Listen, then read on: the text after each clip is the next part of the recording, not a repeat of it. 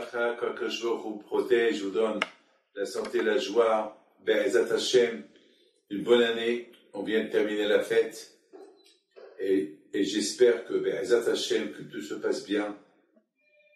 Bon, nous avons vécu des merveilles, c'est une belle fête, 3 jours de fête, prier, chauffard, sans être perturbé, c'est quelque chose de magnifique. Entendre le chauffard pendant 2 jours, à Natania, à Bléanara, il y avait un monde fou. Pendant ces 3 jours de fête, le Shabbat. Alors, si Dieu veut demain, ça veut dire aujourd'hui c'est Ta'anit Gedalia, le jeûne de Gedalia. Alors, on se pose la question, quelle est la raison pourquoi on fait un jeûne de Gedalia tout de suite après Rosh Hashanah? Quelle est la raison? Quelle est la raison? Alors, il y a, nos sages ils disent, parce que les Juifs, ils ont tué un grand tzaddik qui s'appelle Gedalia. Les Juifs, ils ont tué un grand tzaddik. Alors, on se pose la question, mais pourquoi on ne fait pas le jeûne pour le prophète Ishaïa? Lui aussi, il a été tué par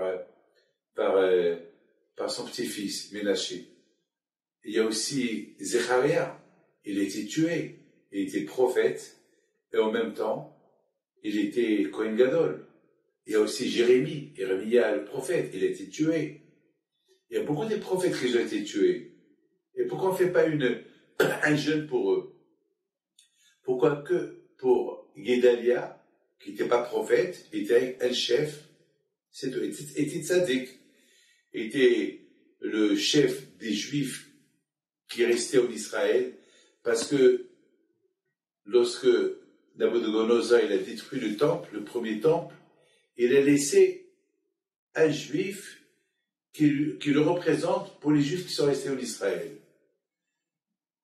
Et il s'appelait Gedalia. Il y a eu un qui s'appelle Ishmaël, il était Ishmaël ben Matna, il était jaloux de Gedalia. Alors, il a fait la paix avec lui, soi-disant, et il l'a tué. Bon, alors lorsqu'il l'a tué, Nabucodonosor, il est venu en Israël, il a exilé tous les Juifs qui restaient en Israël. D'accord, mais pourquoi on fait ce jeûne que pour Gedalia? Et on l'appelle le jeûne de Gedalia. Alors, il faut savoir qu'aujourd'hui, moi, je ne vais pas jeûner. Je vais être sandak. Et pas je vais être sandak, le sandak ne jeûne pas. Mais quand même, je vais essayer de trouver je vais goûter quelque chose peut-être, mais je continuerai le jeûne. Avec temps, c'est ça notre question. Cette question, pourquoi Hachamim, ils ont instauré un jeûne de Gedalia après Rosh Hashanah. Parce que les Juifs, ils ont tué un Juif. Mes amis, écoutez-moi. La réponse, elle est simple. Vous vous rendez compte, à Rosh Hashanah, on fait Teshuvah, on prie à Hachem, on demande à Hachem pardon pour toutes les choses qu'on a fait. On écoute le shofar, on se prépare pour Kippour. Donc ça veut dire que, a priori, à Rosh Hashanah, on fait une grande Teshuvah. On est incapable d'imaginer qu'on peut tuer quelqu'un. Et malheureusement, regardez, ça peut arriver que, avec tout le travail qu'on peut faire à Rosh Hashanah pour faire pénitence, le Yetzirah, il est très grand. Le Yetzirah, il est fort. Il peut même le pousser à faire la plus grande bêtise des bêtises. Il faut être vigilant. Et c'est la raison pourquoi on fait le jeûne de Gedalia après Rosh Hashanah. Pour te dire que ne crois pas que parce que tu as fait une grande pénitence, tu as fait une grande teshuvah à Rosh Hashanah, que tu es un tzaddik. Tu peux tricher, tu peux faire des fautes, tu peux tomber. La preuve, regarde, les Juifs à l'époque, ils ont fait Rosh Hashanah, 2 jours de Rosh Hashanah, et le lendemain, ils ont tué un Juif, ils ont tué quelqu'un. Alors c'est pour ça, Hachamim, je pense, ils ont instauré un jeûne spécial après Rosh Hashanah pour nous rappeler. Ne crois pas que la Teshuvah que tu as fait à Rosh Hashanah, elle peut te servir pour toute l'année. Si tu ne fais pas attention, tu peux tomber. Ça veut dire, la Teshuvah est de faire attention tout le temps, tout le temps, tout le temps, tout le temps, tout le temps. Il n'y a pas de minute sans être prêt avec Akadosh Baruch Hu.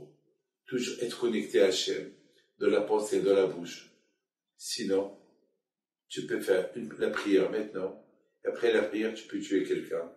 Tu peux voler à quelqu'un. Ça veut dire qu'il faut vivre avec la Teshuvah tout le temps. Que le bon Dieu vous protège. Bonne jeûne pour ceux qui jeûnent. Que le bon Dieu vous donne la santé, la joie, la prospérité. N'oubliez pas une chose. On est en train de vivre des miracles. On n'est pas loin de Mashiach. Tous ces jeûnes-là qu'on fait, ils vont être supprimés. Le Mashiach, il va venir. Moi, je le sens. Je le sens. On n'est pas loin. Béhémet, on n'est pas loin. Et avec l'idée d'Akadosh Baruch Hu, qu'on verra Mashiach venir le plus rapidement possible. Amen.